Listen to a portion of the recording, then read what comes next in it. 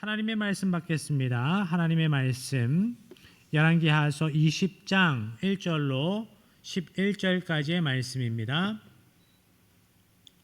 열왕기하서 20장 1절로 11절까지의 말씀 한 절 한 절 교독하시고 마지막 절은 한 목소리로 한 마음으로 함께 하도록 합니다. 그때에 히스기야가 병들어 죽게 되매 아모스의 아들 선지자 이사야가 그에게 나와서 그에게 이르되 여호와의 말씀이 너는 집을 정리하라 내가 죽고 살지 못하리라 하셨나이다.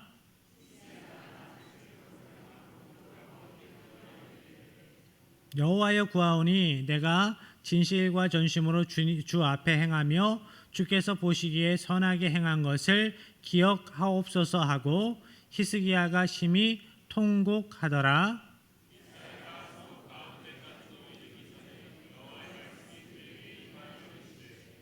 너는 돌아가서 내 백성의 주권자 히스기야에게 이르기를 왕의 조상 다윗의 하나님 여호와의 말씀이 내가 내게 기도를 들었고 내 눈물을 보았노라. 내가 너를 낫게 하리니 내가 3일 만에 여호와의 성전에 올라가겠고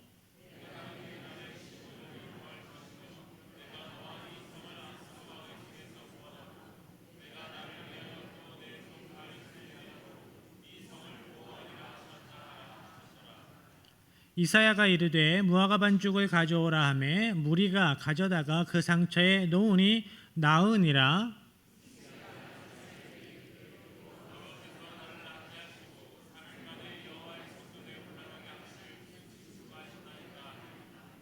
이사야가 이르되 여호와께서 하신 말씀을 응하게 하실 일에 대하여 여호와께로부터 왕에게 한 징표가 임하리이다. 해 그림자가 십도를 나아갈 것이니까 혹 십도를 물러갈 것이니까 하니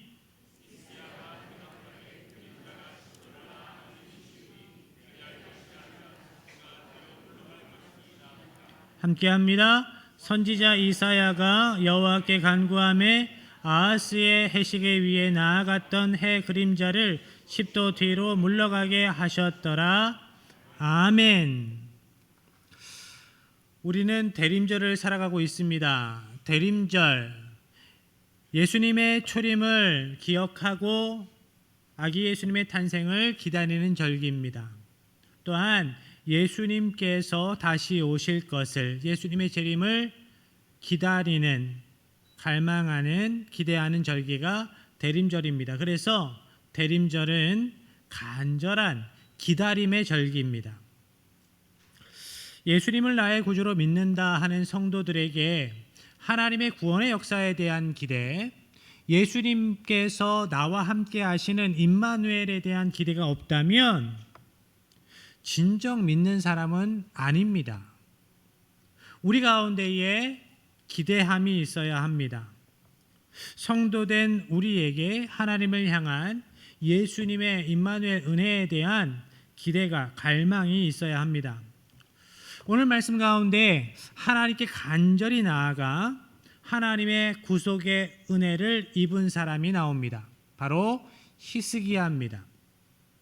히스기야에 대해서 성경은 다윗처럼 하나님께서 보시기에 정직히 행한 사람이라고 평가를 하고 있습니다. 그런데 그렇게 믿음 좋은 사람도 병이 들었습니다.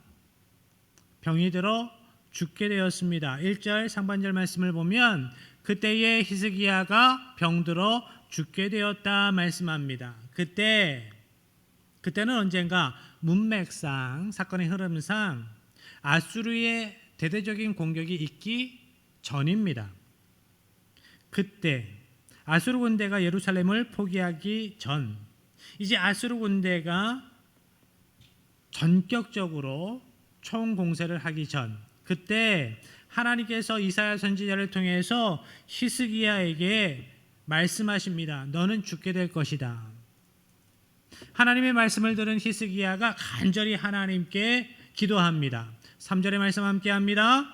여호와여 구하오니 내가 진실과 전심으로 주 앞에 행하며 주께서 보시기에 선하게 행한 것을 기억하옵소서 하고 히스기야가 심히 통곡하더라. 아멘. 언뜻 들으면 히스기야가 자기 의의를 내세우면서 자기 자랑하는 것처럼 들립니다. 그렇지만 이것은 교만한 기도가 아니었습니다. 자기 선행에 대한 보상으로 생명을 더 연장시켜 달라는 그러한 기도가 아니었습니다. 히스기야는 자신이 죽은 후에 위태로워질 나라를 걱정하면서 이렇게 기도하는 겁니다. 하나님, 저에게 사명 주셔서 그 사명으로 살아왔습니다. 그런데 하나님, 아직 그 사명을 완수하지 못했습니다. 하나님, 아직 주님께서 주신 사명을 아직 끝마치지 못했습니다. 그러면 하나님께서 히스기야에게 맡기신 사명은 무엇이었을까? 히스기야가 자각하고 있는 사명은 무엇이었을까? 먼저는 아수르의 공격에서 이스라엘을 구하는 것이 히스기야의 사명이었습니다. 그런데 아수르가 총 공격을 하기 직전에 죽게 된다라는 말씀을 받은 겁니다. 사망 선고를 그때 받으니까 죽더라도 그 사명 다 감당하고 죽기를 바라는 겁니다. 그리고 두 번째로 히스기야가 자각한 사명은 다윗의 자손을 이어가는 사명입니다. 하나님께서 다윗의 자손을 통해서 메시아를 이 땅에 보내주시겠다라고 말씀하셨습니다. 다윗의 가문을 지켜주시고 그 자손을 통해서 이 땅에 메시아를 구원자를 보내주시겠다 약속하셨습니다.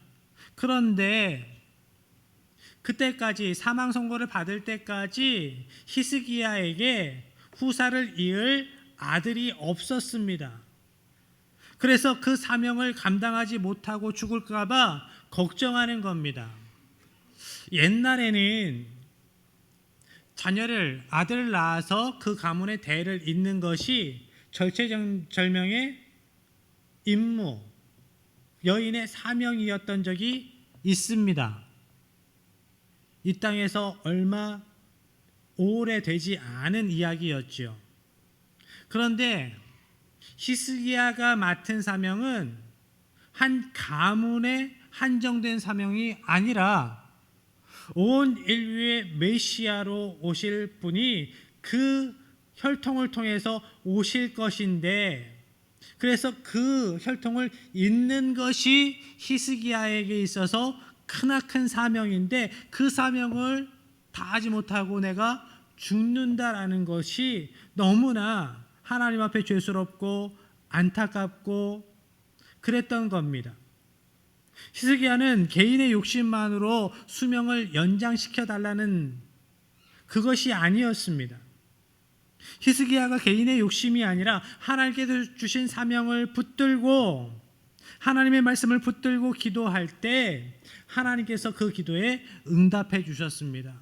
하나님께서 놀라운 기적적인 방법으로 응답해 주셨다는 것을 보면 히스기야의 기도가 하나님께서 받으시기에 합당한 기도였다라는 증거입니다. 4절에서 6절까지의 말씀입니다. 이사야가 성읍 가운데까지도 이르기 전에 여호와의 말씀이 그에게 임하여 이르시되 너는 돌아가서 내 백성의 주권자 히스기야에게 이르기를 왕의 조상 다윗의 하나님 여호와의 말씀이 내가 내 기도를 들었고 내 눈물을 보았노라. 내가 너를 낫게 하리니 내가 3일 만에 여호와의 성전에 올라가겠고 내가 내 날에 15년을 더할 것이며 내가 너와 이 성을 아수르 왕의 손에서 구원하고 내가 나를 위하여 또 내 종 다윗을 위함으로 이 성을 보호하리라 하셨다 하라 하셨더라. 아멘. 이사야 선지자는 히스기야가 죽게 될 것이라는 하나님의 말씀을 전하고 돌아가는 도중에 왕궁을 벗어나기도 전에, 그러니까 시간적으로는 아무리 넉넉하게 잡아도 30분 안으로 하나님의 말씀을 또 받습니다. 너가 정령 죽게 될 거다 라는 말씀을 전하고 돌아오는데 30분이 채 지나지도 않아서 하나님이 살려주실 것이다 라는 말씀을 또 주십니다. 왜 이렇게 빨리 하나님은 응답하셨을까요? 하나님은 변덕쟁이여서 그럴까? 아닙니다. 하나님께서 그 기도를 기다리셨던 겁니다. 하나님께서 그 기도를 애타게, 히스기야의 그 기도, 사명을 붙드는 기도, 하나님의 말씀을 붙들고 간절함으로 하나님을 찾는 기도, 그 기도를 하나님께서 애타게 기다리셨기 때문에 그 기도에 응답하셨습니다. 내가 너를 낫게 하리니 내가 3일 만에 여호와의 성전에 올라갈 것이다. 히스기야가 병이 너무나 중해서 멀지도 않은 그 성전에 올라가지도 못했는데 그 병이 온전히 나아서 성전에 올라가서 하나님을 예배하게 될 것이다 말씀합니다. 그리고 거기에 더해서 15년을 더 살게 될 것이다 약속해 주십니다. 그런데 이렇게 히스기야를 회복시켜 주시고 생명을 연장시켜 주시는 이유에 대해서 이렇게 말씀합니다. 내가 나를 위하고 내 종 다윗을 위함으로. 하나님께서 히스기야의 기도에 응답하신 것은 히스기야가 영역이 센 사람이어서가 아닙니다. 히스기야가 열심히 기도했기 때문에 아닙니다. 히스기야의 기도에 응답하신 것은 히스기야의 노력이나 능력이 아니라 하나님께서 나의 종, 당신의 종 다윗과 맺으신 언약을 지키심으로 하나님 당신의 영광을 드러내시기 위해서, 그래서 히스기야의 병을 고쳐주시고 그 생명을 연장시켜 주시는 것이다 말씀합니다. 다윗과의 언약은 다윗의 가문을 지켜주신다는 것이었고 다윗의 혈통을 통해서 메시아를 이 땅에 보내주신다는 약속이었습니다. 그러니까 히스기야는 하나님의 말씀을 의지해서 하나님의 구속의 은혜를 간절히 바라는 마음으로 기도했던 겁니다. 그리고 하나님은 그런 히스기야의 간절한 믿음의 기도에 응답해 주셨습니다. 히스기야는 이사야 선지자에게 그 말씀을 믿을 수 있도록 징표를 보여주십시오 라고 이야기를 합니다. 이사야는 하나님께서 징표를 보여주실 것인데 아하스의 해식의 그림자를 앞으로 10걸음 움직일 것인지 아니면 뒤로 10걸음 움직일 것인지 네가 선택해라 말씀합니다. 히스기야는 그림자가 앞으로 10걸음 가는 거는 쉬울 것 같습니다. 뒤로 10걸음 보내주세요 라고 이야기를 해요. 그림자를 10걸음 앞으로 막 보내는 것도 쉽지 않은 일입니다. 그런데 뒤로 10걸음 보내는 게 더 시간을 역행하는 것이기 때문에 더 힘들 것이다 생각한 히스기야는 그렇게 보여주세요 라고 이야기를 합니다. 하나님께서 히스기야의 원대로 해시계의 그림자를 10걸음 뒤로 물려주십니다. 아하스의 해시계는 아하스 왕 때, 히스기야의 아버지 아하스 왕 때 만든 겁니다. 궁전에 12계단 주위에 기둥을 세웁니다. 그래서 그 기둥이 만든 그림자가 계단을 타고 올라갑니다. 그래서 계단 몇 개 올라갔으면 3시쯤 됐구나, 이제 5시쯤 됐구나, 이렇게 알도록 만든 기구가 아하스의 해시계였습니다. 그런데 하나님의 구원의 은혜의 징표가 이 아하스의 해시계를 통해서 주어졌다라는 것이 큰 의미를 갖고 있습니다. 히스기야의 아버지 아하스가 아람의 공격을 당할까봐 두려움 가운데 있을 때, 아람 나라로 인해서 두려움에 떨고 있을 때 하나님께서 구원해 주실 것을 약속하십니다. 그 나라를 지켜주실 것을 약속하세요. 그러면서 말씀합니다. 너는 여호와께 구원의 징표를 구하라. 그런데 아하스는 제가 구하지 않겠습니다 라고 이야기를 합니다. 하나님께서 주시겠다 하시는 구원의 징표를 거부합니다. 그렇지만 하나님께서는 하나님의 징표를 거부하는 아하스에게 주권적으로 일방적으로 징표를 주십니다.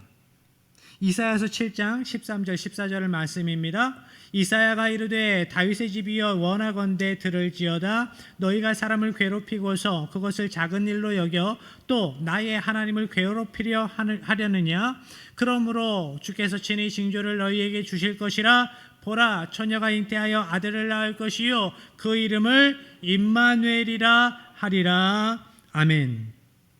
하나님께서 아하스에게 주권적으로 일방적으로 주신 구원의 징표는 바로 메시아 징표였습니다. 메시아 징표, 메시아 징조. 그래서 후사가 없이 죽게 된 히스기야에게 아하스의 해시계를 통해서 징조를 주시고 생명을 연장시켜 주셨다라는 것은 메시아 언약을 성취하시는 하나님의 섭리라, 이러한 의미가 그 안에 담겨 있는 겁니다. 하나님께서 너를 살려서 내가 반드시 이 메시아 언약을, 내가 한 이 약속을 반드시 이룰 것이다, 성취할 것이다 라고 말씀하시는 겁니다.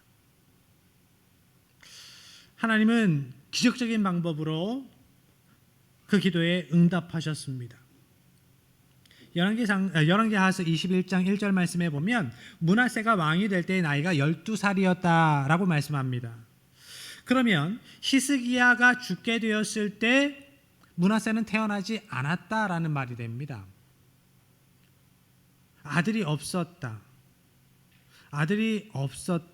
므낫세는 하나님께 생명의 연장을 받은 후에 3년 후에 태어났다라는 겁니다. 이렇게 하나님은 기적적인 방법으로 히스기야의 죽을 병을 고쳐주시고 생명을 연장시켜주시고 그 언약을 성취하셨습니다. 아기 예수님께서 이 땅에 태어나심도, 임마누엘의 은혜도 하나님께서 하나님의 약속의 말씀을 기적적인 방법으로 성취하신 사건이었습니다. 구약 성경에 보면 예수님의 계보 가운데 나오는 인물들 중에서 태가 다친 여인들이 있었습니다. 하나님께서는 불가능의 상황, 불임의 여성들을 통해서 그 언약을, 다윗의 계보를 이어주셨습니다. 그리고 심지어 동정녀의 몸을 통해서, 처녀의 몸을 통해서 다윗에게 주신 메시아 언약을 이루셨습니다. 아기 예수님을 이 땅에 보내셨습니다. 하나님께서 죽을 병을 고쳐주시고 생명을 연장시켜 주셨으니까 뛰어난 믿음의 사람, 종교개혁자였던 히스기야가 그 이후에 더 믿음으로, 더 순종으로 잘 살아갈 것 같습니다. 그래야 할 것 같아요. 그런데 실상은 그러지 못했습니다. 그렇게 살지 못했습니다. 히스기야가 병에 걸렸다가 나았다라는 소식을 들은 바벨론 왕이 축하 사절단을 유다에 보냅니다. 바벨론은 남유다와 동맹을 맺기 원했고 유다도 그러하기를 원하는 시점이었습니다. 그런데 히스기야는 유다가 바벨론의 동맹국으로서 부족함이 없다, 힘이 센 나라다라는 것을 보여주고 싶었던 것 같습니다. 그래서 바벨론 사절단에게 나라의 창고를 다 열어 보입니다. 곡식 창고도 열어 보이고 무기고도 열어 보입니다. 무슨 의미일까요? 히스기야는 하나님께서 베푸신 은혜를 뒤로하고 어느덧 교만해진 겁니다. 하나님께서 살려주셔서 텅 비어있던 곳간도 찼습니다. 하나님께서 지켜주셔서 무기고에 무기도 가득가득 찼습니다. 그런데 이제 그 은혜를 잊었습니다. 나의 힘이 되어주신 하나님을 자랑하는 것이 아니라 단순히 이게 나의 힘이다 라고 나의 힘을 자랑하는 겁니다.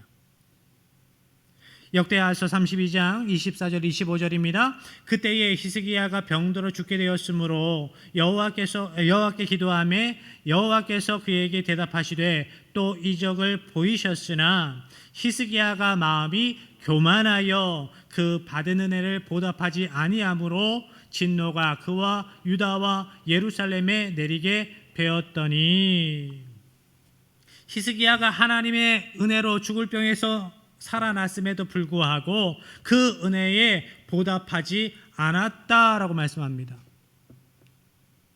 교만하여졌기 때문에 그 은혜에 보답하지 않았다. 은혜에 보답하지 않았다는 것은 그 은혜에 합당한 삶을 살지 않았다라는 겁니다. 하나님의 은혜를 받은 하나님의 백성이 그 은혜 받은 하나님의 백성답게 살지 못하는 것, 그것이 교만이고 그것이 하나님의 은혜에 보답하지 않는 것이다 라는 말씀입니다.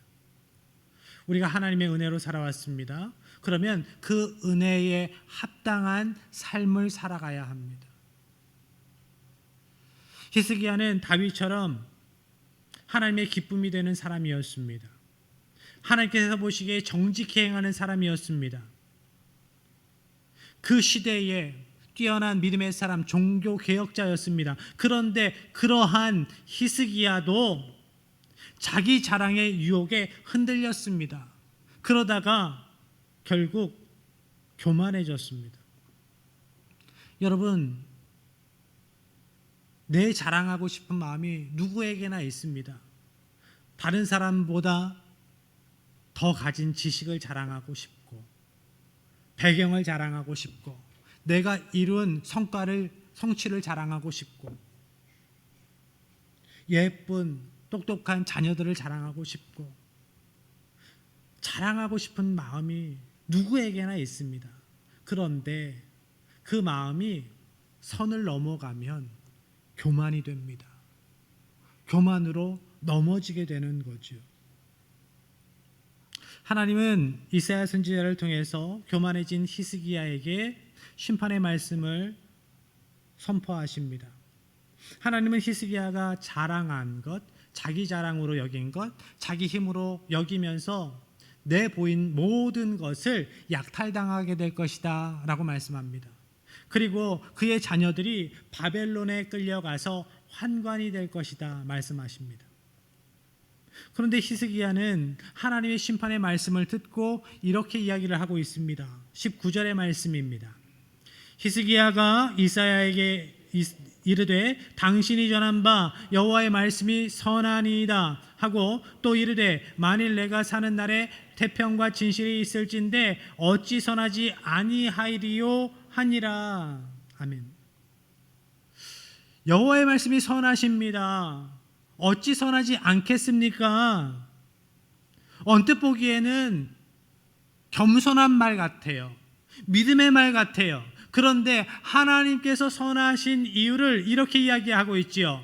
만일 내가 사는 날에 태평과 진실이 있을진데,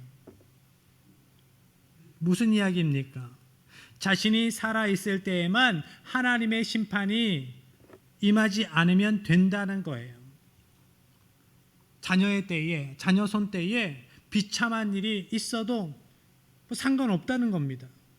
나만 잘 살고 그 꼴 안 보고, 어려운 걸 안 보고 죽으면 그만이지, 이렇게 이야기하는 거죠. 하나님의 은혜, 하나님의 말씀을 바라보는 관점이 지극히 자기중심적이고 너무나 이기적입니다. 어떻게 자녀 손때에 처참한 일을 당해도 상관없다고 이야기할 수 있습니까? 자녀들이 아프면 내가 대신 아프고 싶은 것이 아비의 마음이고 어미의 마음이잖아요. 자녀들이 위중한 가운데 있으면 하나님, 제 얼마 남지 않은 이 생명 띄어서 이 아이에게 주셨으면 좋겠습니다 라고 이야기하는 게, 이렇게 간절함으로 부르짖는 게 아비의 기도고 어미의 기도일진데 히스기야는 마음이 변질됐습니다. 마음이 썩어가는 겁니다. 그렇지만 겉모습은 거룩한 척해요. 하나님은 선하십니다. 거룩한 척, 자기가 믿음 좋은 척하면서 그러면서도 자기의 이기적인 마음을 드러냅니다. 제가 어려운 일은 당하지 않겠죠? 그거면 됩니다. 내 눈앞에 있는 일만 생각하고 있어요. 히스기야가 네가 죽게 될 것이다 라는 하나님의 말씀을 받았을 때 그때 그가 하나님 앞에 어떻게 기도했습니까? 사명을 붙들고 기도했습니다. 하나님의 약속의 말씀을 붙들고 간절히 기도했습니다. 그 말씀은, 그 사명은 다음 세대로 계속 이어지는 것이었어요. 그런데 인생의 말년에 히스기야는 그 사명을 생각하지 않습니다. 눈 앞의 것만 생각합니다. 인생을 통틀어서 그에 대한 평가는 믿음의 사람이었다라는 것이었어요. 그럼에도 불구하고 노년의 안타까운 모습은 지울 수가 없습니다. 아기 예수님이 이 땅에 오셨을 때도 대부분의 사람들은 자기 눈앞의 이익만 생각했습니다. 헤롯은 자기 권력이 없어질까 봐, 자기가 권력을 빼앗길까 봐 수많은 아기들을 학살했습니다. 아기 예수님을 죽이겠다고 수많은 아기들을 학살했지요. 그리고 대부분의 백성들은 자기 이익만을 생각하면서 자기들에게 실질적인 이익이 없다고, 자기들이 기대한 메시아가 아니라고 하면서 낮은 곳으로, 낮은 자리로 오신 아기 예수님을 메시아로 인정하지 않았습니다. 오늘 우리는 어떻습니까? 예수님, 아기 예수님의 탄생을 기다리는 이 시점에서 우리가 아기 예수님을 기다리는 이유, 하나님께 기도하는 이유, 우리 마음의 중심을 잘 살펴봐야 합니다. 이기적인 마음으로 기도하고 있지는 않은지, 우리가 진정 하나님께서 주신 사명을 붙들고 하나님의 말씀을 붙들고 하나님의 영광을 위해서 기도하고 있는지, 바라기는 우리가 하나님께서 우리에게 주신 사명을 붙들고 하나님의 약속의 말씀을 붙들고 기도하는 하나님의 백성 되기를 원합니다. 우리가 간절히 바라는 것이 진정 주님께서 나와 함께, 우리와 함께 하시는, 우리의 자녀들과 함께 하시는 임마누엘의 은혜이기를 바랍니다. 그래서 하나님께서 우리와 함께 하심으로 우리가 끝까지 사명 잘 감당하고 하나님의 말씀의 성취를 경험하고 풍성한 간증으로 살아가는 하나님께서 기뻐하시는 하나님의 백성 되기를 주님의 이름으로 간절히 축복합니다.